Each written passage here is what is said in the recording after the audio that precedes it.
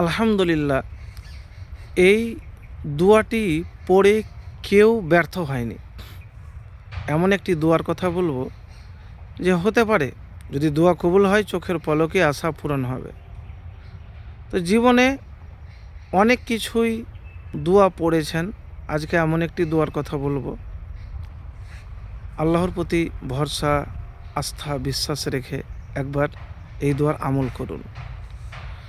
তো এই দোয়াটি হয়তো জানেন, দোয়াটি অনেকগুলি ফজিলত এবং নাম রয়েছে।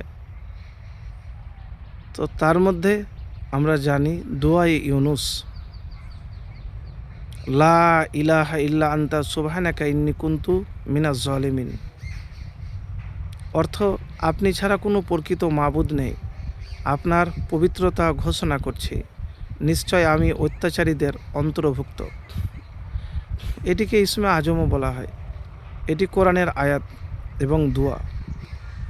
সাদ ইবনে আবি ওয়াক্কাস রাদিয়াল্লাহু তাআলা বলেন, রসুল সাল্লাল্লাহু আলাইহি সাল্লাম বলেন, জুন্নুন ইউনুস আলাইহিস সালাম মাছের পেটে যে দোয়া করেছিলেন, দোয়াটি উপরে উল্লেখিত লা ইলাহা ইল্লা আনতা সুবহানাকা ইন্নী কুনতু মিনাজ জালিমিন।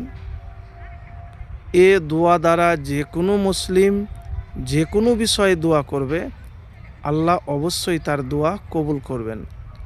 সহি তিরমিজি, সহি হাদিস 3505 নাম্বার। আবারও কথাটি আপনাকে বলছি আমি, এ দোয়া দ্বারা যে কোনো মুসলিম যে কোনো বিষয়ে দোয়া করবে, আল্লাহ অবশ্যই তার দোয়া কবুল করবেন। তো প্রিয় ভাই, এতটুকুন আপনাকে আমি বলতে পারি, যদি আপনি এই দোয়া আল্লাহর প্রতি বিশ্বাস ভরসা রেখে পাঠ করেন, মুমিন মুত্তাকি পরহেজগার হয়ে ইস্তেগফার পড়ে, তাহলে ইনশাআল্লাহ আপনার যে কোনো বিষয় আল্লাহ অবশ্যই তার দোয়া কবুল করবেন।